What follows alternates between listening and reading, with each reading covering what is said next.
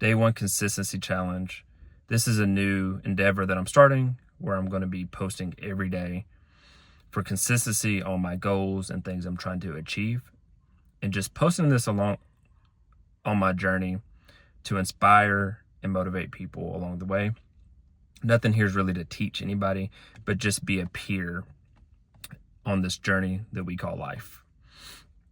So going to be also being consistent in my daily habits, physically with like the gym, fitness, health, mentally reading books, self-development, growing every day, relationships with family, friends, things like that.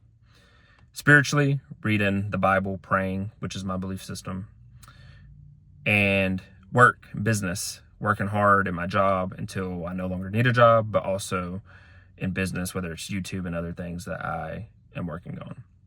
So I'm going to be sharing topics, daily wisdom, things that I'm learning. Like I said, this isn't to teach necessarily. It's just to be things that are on the journey that I'm on.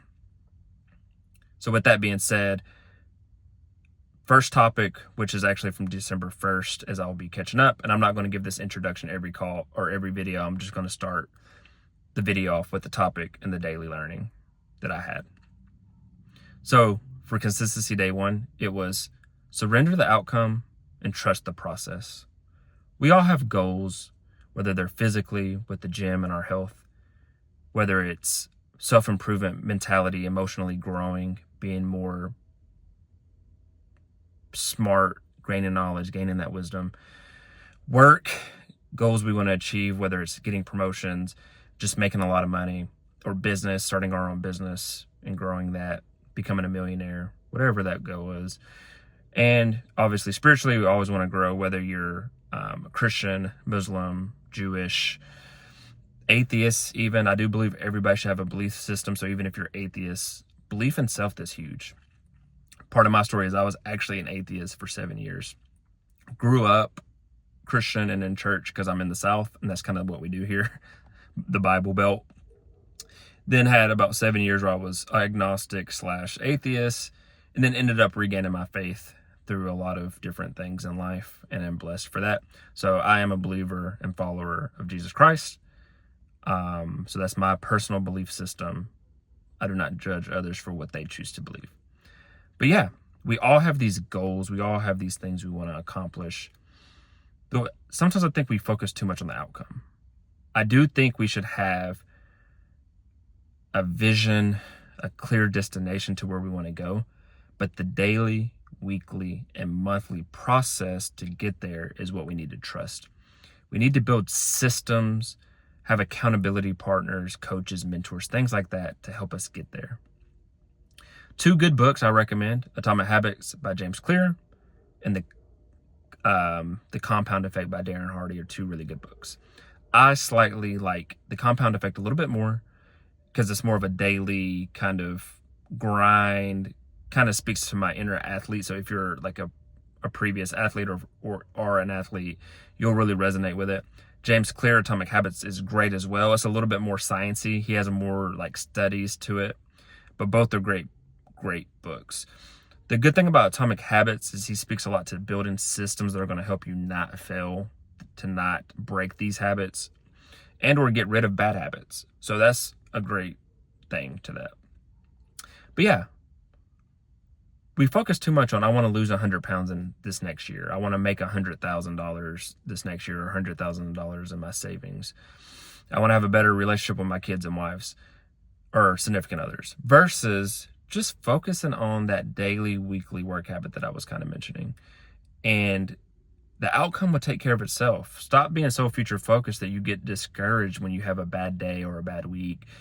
You end up saving $500, but then you bust a tire and you have to spend $1,000, and now you're net negative $500. You get discouraged and you stop saving altogether. You stop wanting to work hard because of that. Same thing with the gym. You get sick and you have to miss the gym, and then you end up gaining 2 more pounds, and now you just give up on going to the gym and being consistent with your diet. But when you know that those setbacks are going to come, and you know it's just part of that, trusting the process and overcoming, you're going to be more successful. And like I said, you have a coach, a mentor, an accountability partner that you're consistent with and they're going to build you up and help you get back there. Or a financial, planner, whatever you need to get the job done is what you need. So we have too many devices with Google, YouTube, ChatGPT, all these different things that can help you be successful. There's no excuses as we are now into 2025 to get things done and hit these goals and dreams. So yeah, stop worrying about 100 pounds. Let's focus on, what can I do this week? What can I do this month? Can I lose 8 pounds this month? Yes, you can. You just have to stay focused and get it done. Can I save $10,000 this month? Maybe. Do you need to get a second job? Do you need to work overtime? Do you need to change jobs? Do you need to work to get a promotion to make more money? Do you need to start a side hustle? What do you need to do to get there? Figure that out and do it. Figure it out. Too many people want to make excuses. And here's the scary thing about excuses. Most of the time, an excuse can actually make sense. If you're not an overcomer, you're not a winner, any excuse can work if you want it to work. But I'd like to believe that there's reasons and there's excuses. And true winners are going to overcome any excuse. Your cat got diarrhea. Okay. You don't need to miss out on the gym to stay and pet your cat. The cat's going to have diarrhea either way, and figure it out. But reasons, deaths in the family, things like that are going to happen in life. Like I said, this journey of life. And we have to figure out how to overcome that eventually. And if you need to miss a week or two in the gym, how do you bounce back? How do you limit the negatives of that situation? Maybe you can't hit the gym for 2 weeks. So maybe you eat less. You eat 1 meal a day during those 2 weeks so that you're not overindulging or overeating. And or maybe you're able to still hit the gym, but you're grieving and now you're breaking your diet because you're using food as a comfort thing. How do you overcome that? Getting into therapy maybe to battle the grief, or maybe you're able to get in the gym more to fight that sadness, fight that, those negative thoughts and negative feelings.